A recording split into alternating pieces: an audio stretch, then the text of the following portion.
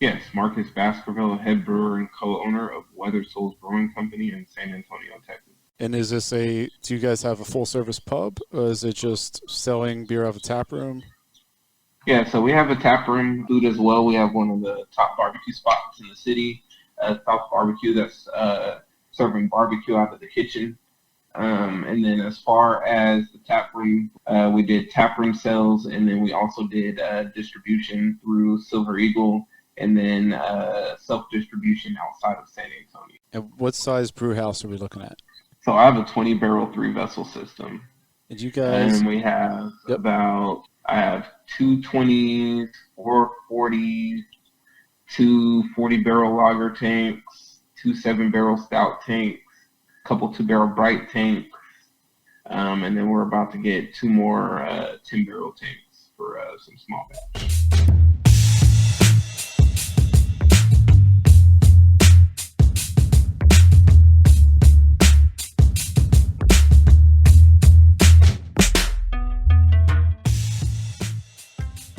Hey everyone, welcome to another episode of Round Guys Radio Inside the Brewery. I'm your host, Bill McGinney. Today we have a very special actually it's like a sub-episode, but we're going to turn it into a full one, sort of. We'll make it work. This episode we're talking, as you've noticed, with Marcus Baskerville of Weathered Souls Brewing Company. He is indeed the creator of the movement, Black is Beautiful, and we're going to talk to him about this beer, about Weathered Souls, and give you a little bit more of a rounded image understanding of how this came about and who exactly the man is behind the movement. I encourage you guys to definitely check us out on Apple, Google Play, Spotify, or wherever you find your podcasts. And please give us a rating or review. It really helps us out a lot, gets eyes on the podcast, and also helps us gain visibility within those algorithms. In addition, you can learn more about this podcast by going to facebook.com/roundguysradio. And I would love to hear from you guys. So if you have any thoughts, ideas, comments, suggestions, anything really, hate it, love it, send it over to bill@roundguysbrewery.com, and I'll definitely take a read. Really appreciate everything you guys do. Round Guys Brewing Company truly appreciates all the support we received during this time of COVID. It's really helped a lot. During that time, we were able to do some really key things to the brewery to enhance your experience.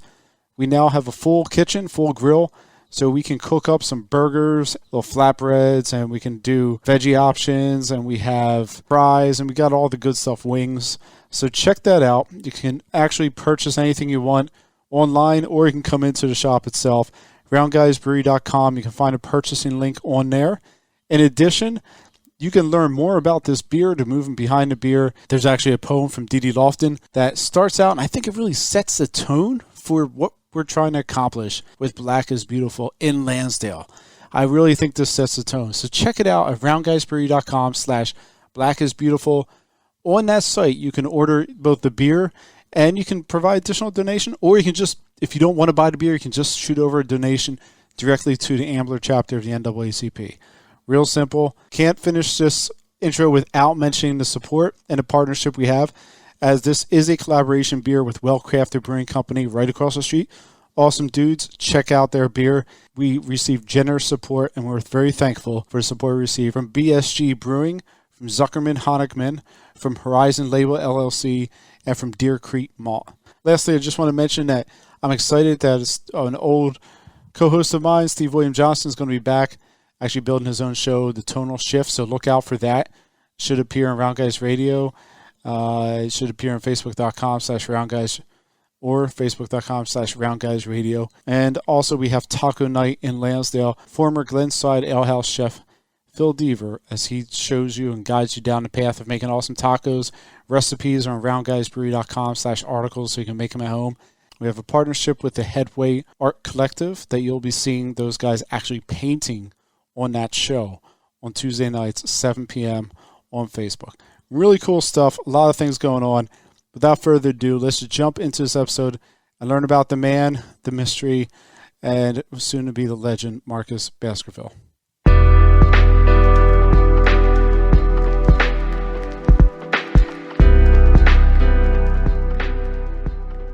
Marcus, tell me about your journey to beer, to craft beer.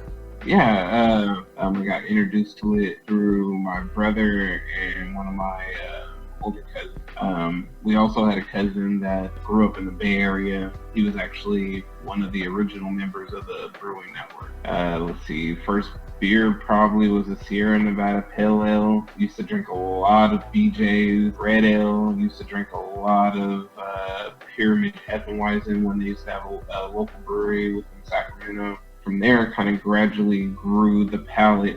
When I moved to, well, actually about a year before I moved to San Antonio, it's about when I got into home brewing. So my brother had got like a Mr. Beer kit, and it was one of those things, well, I can brew better beer than you. You know, competition kind of drove me. We actually ended up doing 2 beers together. Which the first one was, man, the second one was at least drinkable, but really still wasn't that great. So then I ended up moving to San Antonio, taking a promotion with my job. At the time, I was a fraud manager for Citibank doing a check fraud investigation. So I moved to San Antonio. I was still home brewing quite a bit, actually. The distribution of beer available in San Antonio wasn't that great. So outside of trading, the only way to actually get really good beer at the time when I moved here was to brew it on your own. So that's kind of why I got heavily into home brewing, where I was doing about 2-3 beers a month. From there, ended up starting to bring my beer to local establishments, bars, and breweries. And this brewery let me do a tap takeover, and the tap takeover went really well. And then they ended up hiring me as an assistant brewer. So I worked there for a year, kind of learned more so what not to do. In the process of that, ended up meeting my business partner. And we used to go out, drink, that type of thing. Became friends. After about a year in, we were sitting at a bar drinking, and I was like, when are we going to open a brewery? And he looked at me, and he was like, I've been waiting for you to ask me that. And we started working on the business plan probably the next day. There's a void of good craft beer in San Antonio. What years are we talking? 2013. And was Texas already a craft beer state at that point, or was it still developing? It was still growing. I mean, you had obviously Jester King, so I was traveling to Austin to go to Jester King. Outside of that, San Antonio had, I think, 4 breweries at the time. Freetail, Alamo, Blue Star, and there was one more, I think, brewery. I mean, at the time, you know, coming from the West Coast, I was more inclined to West Coast IPAs, getting into the barrel-aged stouts at that time, barrel-aged sours. So Jester King definitely, contributed to that fix at least. But outside of that, most of those styles and beers weren't available locally.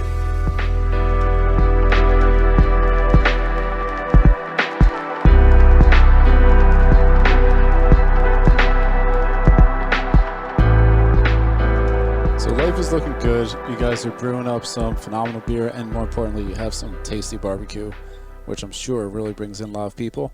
Then we hit the spring.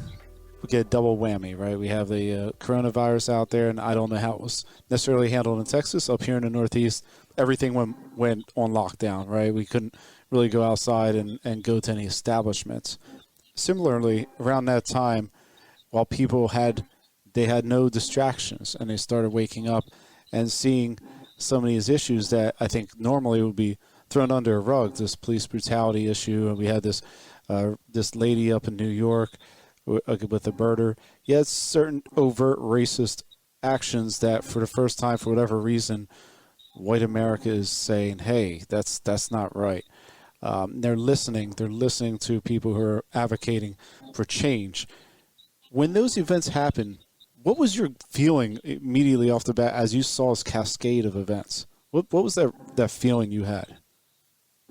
Kind of like, wow, again. I mean, you know, this has been going on for a while.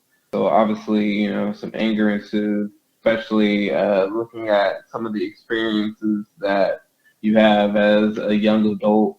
I would say probably anger and disappointment was probably the main points that I felt dealing with the course of the few weeks, where we had, 3 or 4 different deaths within the course of 3 weeks, 2.5 weeks or so. So being said that, being the prideful black man that I am, you get some anger within that. And then your next thing is okay, things need to change, but what can you do? When did you decide you actually could do something? The last weekend of May, when the initial protests were in San Antonio were taking place, and I didn't go to the protest. And so for me, I was a little bit disappointed in myself for not participating in the protest. So at that point, I had to look at myself, well, being a black man, being a black business owner, being a father of two daughters, that have to grow up in this community, that have to grow up in this world at this point. What can you do to try to make some type of change, or at least try to make some type of noise? So originally that Sunday, I was toying around with doing the Black is Beautiful beer, but as a standalone project for us, where I was just going to release a beer, donate some of the money. But then from there, I had sent the label after I had Kevin and KB Designs go ahead and design my label. I sent it off to Jeff Stuffings over at Jester King. Basically, he challenged me to turn it into a collaboration. It's turned into an amazing project that obviously, our brewery has to be proud of. Hey everyone, I hope you're enjoying my conversation with Marcus Baskerville. I wanted to take a brief second to step away from the show as I have something hugely important to tell you. Our first IPA, Kiss Off IPA, the IPA that bore out of a competition back in 2015, is now exclusively mango. It's out, it's juicy, it's a medium full-bodied ale with rich grapefruit hop profile that you already expect from Kiss Off. I'll be honest, this is my go-to beer from the last few camping trips. I love this beer. I even ended a couple of nights stargazing upstate with a few cracks of the old Mango Kiss Off ale, just in time to watch a brilliant moonrise at 3:30 a.m. Mango Kiss Off, in cans, on tap, and all can be ordered online at roundguysbrewery.com. Now let's get back to our chat with Marcus. For us in Lansdale, we're making a beer. We have many partners involved. We have in town another brewery in town that's partnering with us on this, and we're getting those proceeds back to our local chapter at the NAACP in a neighboring town in Ambler. By every right, this awareness campaign seems to be working for you, right? 913 breweries as of today in early July, on July 1st. 50 states, 17 countries. This is a lot of participation. I don't know what the numbers were for the campfire beer, but I feel like you're on par with that level. We got a few more breweries to go to reach that. We did surpass the All Together initiative, but then even then, the people of the All Together campaign have been a big help in getting us everything situated, even getting our website made for us, and have basically been running the back portion of the entire initiative. So that's been a awesome help and relief for us. But, obviously, especially the competitive nature in me, I do want to see us past the resilient camp situation. But then also, you look at the type of initiative this is, right? All Together initiative was raising money for your staff, raising money for your brewery, raising money for workers within the industry. The campfire was obviously dealing with the fires in California and raising money for that. This is a call to breweries to deal with something that is a humanitarian issue that has been going on for decades upon decades upon decades. Being said that, we have 8,000 breweries just in the United States alone. Even with the amount of sponsors and vendors that are offering, discounted ingredients, discounted costs for packaging, cans, whatever the case may be, we should well pass 2,000-3,000 breweries if people actually really give a shit.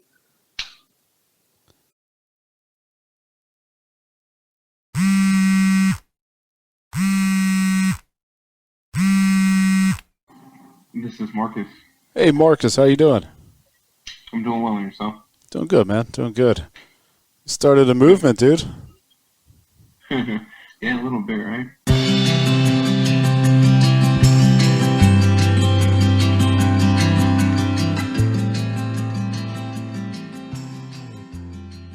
Do you feel that this moment right now, this moment with your initiative for Black is Beautiful, Do you feel that this is a defining moment for Weathered Souls?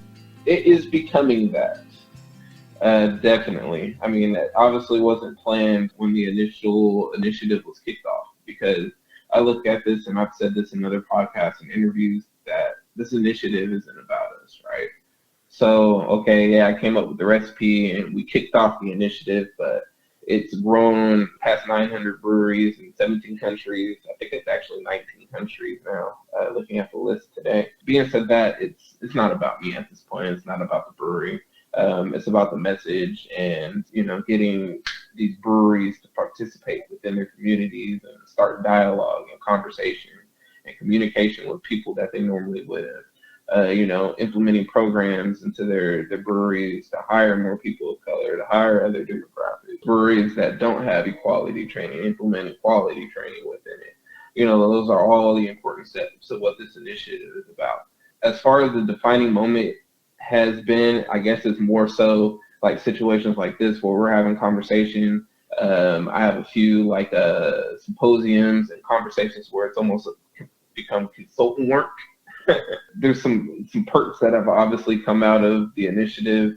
I'm going to get to do some fun collabs with some of my favorite breweries that didn't even know who we were before that, and some fun things like that. But I think as far as defining who we are and what we have to come from the brewery, we haven't reached that yet at all. This is something that comes up a lot, especially in the craft beer marketplace and in our conferences and on message boards. Have you experienced any kickback or pushback from what's predominantly a white consumer base and even a white industry base?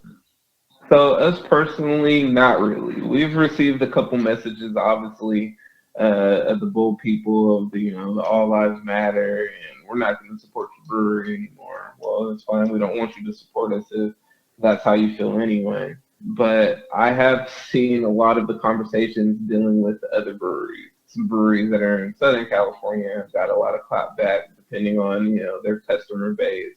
You look at the whole fiasco that's been going on with Founders. But a lot of people don't know that we had a conversation with Founders about 3-ish weeks ago where the VP of marketing contacted us and basically asked for permission and asked how they can participate and asked, what they can do to start making a difference. Even being that, the prideful black man in me wanted to be like, F Founders. But then, thinking about it and speaking to a couple of people, you realize that, people can and will change under certain circumstances and pressures, right?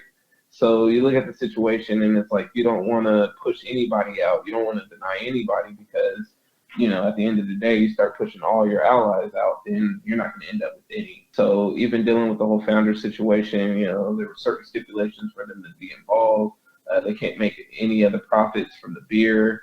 They're trying to implement programs within their own business, start making some changes internally, which they understand that they need to make. At the end of the day, people are going to be upset and people are going to complain. And the whole aspect of it, there's going to be a lot more good coming out of it than a few people that are upset that somebody's making a beer called Black and Beautiful.